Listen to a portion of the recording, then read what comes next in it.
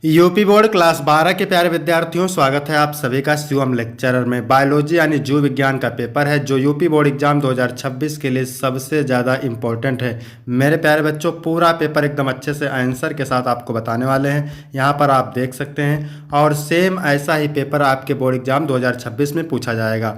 समय 3 घंटे 15 मिनट होता है मेरे प्यारे बच्चों, और पूर्णांक होता है 70 का। यहाँ पर थोड़ा सा निर्देश देख लेते हैं। निर्देश में क्या है? प्रारंभ के 15 मिनट परीक्षार्थियों को प्रश्न पत्र पढ़ने के लिए निर्धारित है। सभी प्रश्न अनिवार्य हैं। आवश्यकता अनुसार अपनी पुष्टि नामांकित रेखा चित्रों द्वारा कीजिए। सभी प्रश्नों के निर्धारित अंक उनके सामने अंकित हैं। तो सभी लोग वीडियो को कर देंगे लाइक, चैनल पर नए होंगे चैनल को सब्सक्राइब कर देंगे, शेयर कर देंगे।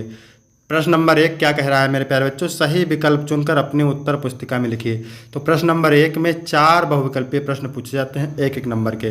तो प्रश्न नंबर 1 का है टेपिटम परत का कार्य होता है पराग कणों का पोषण, पराग कणों का निर्माण, अंतः स्तर का निर्माण, पराग कणों को नष्ट करना। तो मेरे प्यारे बच्चों, टेपिटम परत का कार्य होता है पराग कणों का पोषण। पहला ऑप्शन राइट हो जाएगा। इसके बाद प्रश्न नंबर 1 कक्षा है निम्न में से कौन एक अपरदहारी है? केचुआ है, पक्षी है, मेढक है या हाथी है? तो अपरदहारी जीव है केचुआ। पहला ऑप्शन बिल्कुल राइट हो जाएगा। इसके बाद मेरे प्यारे बच्चों, तीसरा है गा नंबर, डेंगू हड्डी तोड़ बुखार का वाहक है। डेंगू हड्डी तोड़ बुखार का वाहक है। एनाफ्लीज, क्यूलेक्स, एडीज, इनमें से कोई नहीं। तो डेंगू बुखार का वाहक है एडीज। तीसरा ऑप्शन राइट हो जाएगा। इसके बाद प्रश्न नंबर 1 का घा है कौन सा एंजाइम डीएनए को विशिष्ट स्थान पर काटता है? Polymerase, Andy nucleus, nucleus ligase. तो कौन सा एंजाइम डीएनए को विशिष्ट स्थान पर काटता है?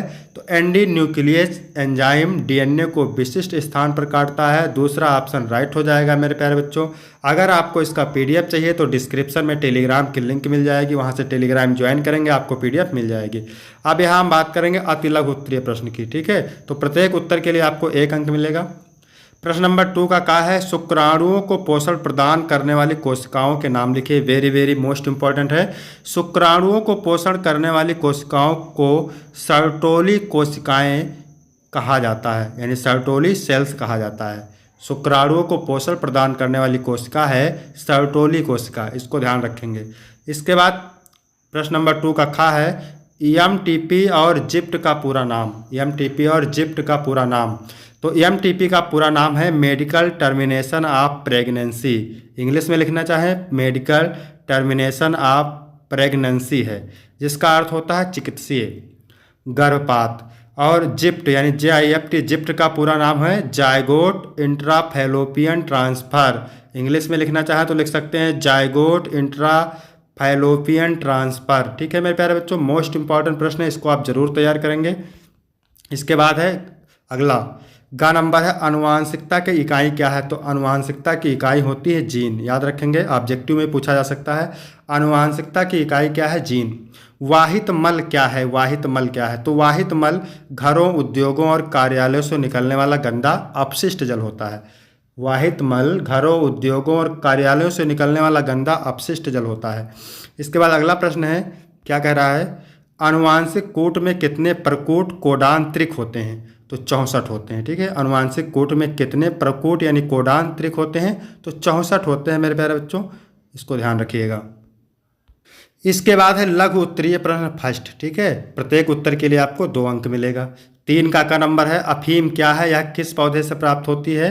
तो अफीम एक मादक पदार्थ है जो अफीम पोस्ता के पौधे के कच्चे दूध को सुखाकर बनाया जाता है। ठीक है, अब क्योंकि अफीम एक मादक पदार्थ है और यह अफीम यानी पोस्ते के पौधे से प्राप्त होता है। इसके बाद खा नंबर प्रश्न है क्लाइनफेल्टर एवं टर्नर सिंड्रोम में गुणसूत्रों की संख्या कितनी होती है? तो वैसे तो क्लाइनफेल्टर सिंड्रोम में गुणसूत्र होते हैं 47।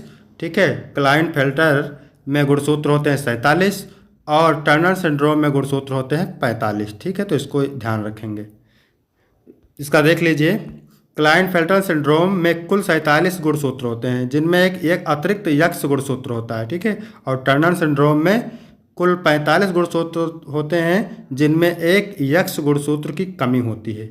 इसके बाद में ग नंबर प्रश्न है मानव में प्रतिरक्षा कितने प्रकार की होती है उसके नाम लिखिए। तो मानव में मुख्य रूप से दो प्रकार की प्रतिरक्षा होती है। पहली होती है सहज प्रतिरक्षा और दूसरा है उपार्जित प्रतिरक्षा। ठीक है, तो सहज प्रतिरक्षा जन्म से व्यक्ति में मौजूद होती है, जबकि उपार्जित प्रतिरक्षा जीवन के दौरान अनुभवों से हासिल की जाती है। ठीक है, यानी मानव में प्रतिरक्षा कितने प्रकार की होती है? दो प्रकार की होती है, सहज प्रतिरक्षा और उपार्जित प्रतिरक्षा। सहज प्रतिरक्षा का मतलब होता है सहज प्रतिरक्षा जन्म से ही व्यक्ति में मौजूद होती है, जबकि उपार्जित प्रतिरक्षा जीवन के दौरान अनुभवों से हासिल की जाती है। इसके बाद अगला प्रश्न है, प्रतिजैविक क्या है? किन्हीं दो सूक्ष्म जीवों के नाम लिखिए जिनका प्रयोग प्रतिजैविकों के उत्पादन में किया जाता है। तो प्रतिजैविक एक ऐसा पदार्थ है जो जीवाणु को मार डालता है। प्रतिजैविक ऐसा पदार्थ है जो जीवाणुओं को मार डालता है या उनके फिर विकास को रोकता है। पहला क्या है? पेनिसिलियम नोटेटम एक कवक है, और दूसरा है बैसिलस लाइकेनिफॉर्मिस एक जीवाणु है। ठीक है, इसके बाद में अगला प्रश्न है अंगा नंबर, वन्य जीव संरक्षण के लिए सरकार द्वारा क्या कदम उठाए गए हैं? तो 2 नंबर का है, भारत सरकार ने वन्य जीवों के संरक्षण के लिए कई महत्वपूर्ण कदम उठाए हैं, जिनमें कानूनी ढांचे जैसे वन्य जीव संरक्षण अधिनियम 1972, राष्ट्रीय उद्यान और अभ्यारण्य जैसे संरक्षित क्षेत्रों की स्थापना, प्रोजेक्ट टाइगर और प्रोजेक्ट एलिफेंट जैसी विशेष परियोजनाएं, वन रोपण कार्यक्रम, संयुक्त वन प्रबंधन के माध्यम से सामुदायिक भागीदारी को बढ़ावा देना और जन जागरूकता अभियान शामिल है। इसके बाद अगला प्रश्न है, फिर है लघु उत्तरीय प्रश्न सेकेंड। इसमें भी प्रत्येक उत्तर के लिए आपको 3 अंक मिलेंगे। 4 का नंबर है, शारीरिक रोध और कोशिकाएं रोध पर संक्षिप्त टिप्पणी लिखिए। तो शारीरिक रोध और कोशिकाएं रोध प्रतिरक्षा प्रणाली के 2 महत्वपूर्ण अंग हैं जो शरीर को रोग जनकों से बचाते हैं। शारीरिक रोध बाहरी भौतिक बाधाओं जैसे त्वचा और श्लेष्मा झिल्ली का उपयोग करता है, जबकि कोशिकीय रोध विशेष कोशिकाओं का उपयोग करता है जैसे न्यूट्रोफिल और मैक्रोफेज, जो रोगाणुओं को पहचानते हैं और नष्ट करते हैं। इसके बाद अगला प्रश्न है, क्या कह रहा है? विसंयोजन के नियम पर टिप्पणी लिखिए।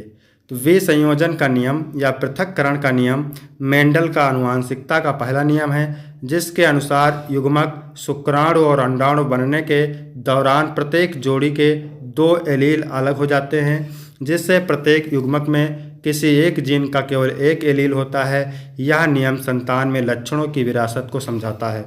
इसके बाद अगला प्रश्न है, कैंसर क्या है? इसके बचाव उपचार का उल्लेख कीजिए। तो कैंसर असामान्य कोशिकाओं की अनियंत्रित वृद्धि है जो शरीर में कहीं भी शुरू हो सकती है और फैल हो सकती है।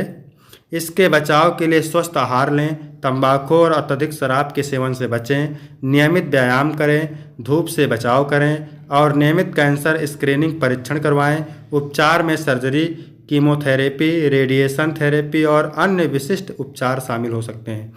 इसके बाद क्या है? घ नंबर क्या कह रहा है? एक संकर और द्विसंकर टेस्ट का क्रॉस को समझाइए। तो एक संकर टेस्ट क्रॉस में किसी एक लक्षण के विषम युग्मनजी जीव को समजात अप्रभावी से क्रॉस कराया जाता है, जिससे जनन गुणसूत्रीय संयोजन ज्ञात होता है। द्विसंकर टेस्ट क्रॉस में 2 लक्षणों वाले विषम युग्मनजी को समजात अप्रभावी से क्रॉस कर अनुपात एवं वर्गीकरण का अध्ययन किया जाता है। इसके बाद 5 का क नंबर है, समजातता पर टिप्पणी लिखिए। जीवों में ऐसे अंगों का पाया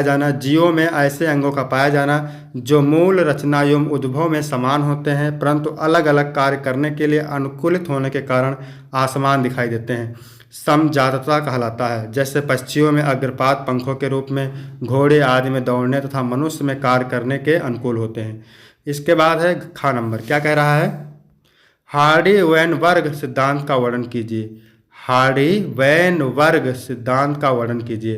तो हार्डी-वेनबर्ग सिद्धांत के अनुसार कुछ शर्तों के तहत किसी जनसंख्या में एलील और जीनोटाइप यानी जीन की आवृत्ति पीढ़ी दर पीढ़ी स्थिर रहती है। ये शर्तें हैं, जनसंख्या में कोई उत्परिवर्तन ना हो, ना ही कोई आनुवंशिक विचलन हो, ना ही कोई प्राकृतिक चयन हो और ना ही कोई जीन प्रवाह हो, साथ ही यादृच्छिक संभोग यानी रैंडम मैटिंग हो रहा हो। यह सिद्धांत बताता है कि यदि वे विकासवादी कारक अनुपस्थित हों तो जनसंख्या में आनुवंशिक संतुलन बना रहता है।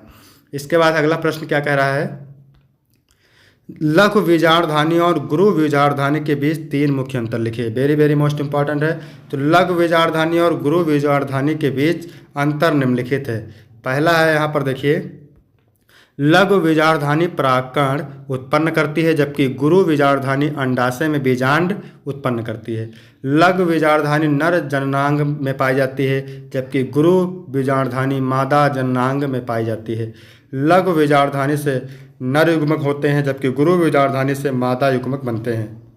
इसके बाद है घ नंबर, प्रतिबंधन एंजाइम पर टिप्पणी लिखिए। तो प्रतिबंधन एंजाइम वे प्रोटीन हैं जो डीएनए को विशिष्ट पैलिड्रोमिक अनुक्रमों पर काटते हैं और बैक्टीरियो में एक रक्षा तंत्र के रूप में कार्य करते हैं। इन्हें प्रतिबंधन एंडोन्यूक्लियस भी कहते हैं और इनका उपयोग पुनः संयोजक डीएनए तकनीकी और आनुवांशिक इंजीनियरिंग में डीएनए को खंडों में तोड़ने के लिए किया जाता है। इसके बाद अगला है 6 का क नंबर, ये भी मेरे प्यारे बच्चों 3 नंबर का है। प्राकृतिक वर्ण पर एक टिप्पणी लिखिए। तो प्राकृतिक वर्ण एक ऐसी प्रक्रिया है जिसमें एक आनुवांशिक भिन्नता द्वारा किसी परजीव के सर्वाइवल की प्रबल संभावना को बढ़ावा देना है जो प्रजनन द्वारा अधिक से अधिक संख्या में संतति उत्पन्न करता है। इसके बाद अगला ख नंबर है इसका, दृश्य प्ररूप एवं जिनी प्ररूप में विभेद कीजिए। तो दृश्य रूप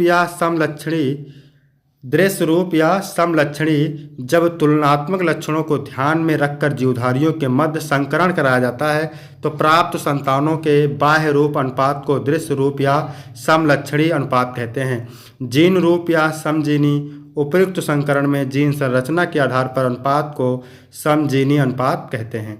इसके बाद ग नंबर प्रश्न है, क्या कह रहा है, मानव कल्याण में जैव प्रौद्योगिकी के महत्व का वर्णन कीजिए। तो मानव कल्याण में जैव प्रौद्योगिकी का महत्व स्वास्थ्य सेवा, कृषि और पर्यावरण के क्षेत्रों में इनके योगदान से है। यह चिकित्सा के क्षेत्र में इंसुलिन, टीके और पुनर्संयोजन डीएनए जैसी महत्वपूर्ण दवाएं बनाने में मदद करती है।